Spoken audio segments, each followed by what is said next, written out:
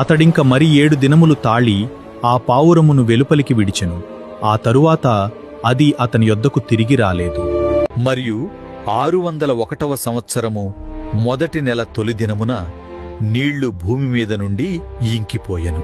నోవాహు ఓడ కప్పు తీసి చూచినప్పుడు నేల ఆరియుండెను. 2వ నెల 27వ దినమున భూమి ఎండియుండెను. అప్పుడు దేవుడు, నీవును నీతో కూడా నీ భార్యయు నీ కుమారులను నీ కోడండ్రును ఓడలో నుండి బయటికి రండి. పక్షులు, పశువులు, భూమి మీద ప్రాకు, ప్రతి జాతి పురుగులు మొదలైన సమస్త శరీరులో నీతో కూడనున్న ప్రతి జంతువును వెంటబెట్టుకుని వెలుపలికి రావలెను.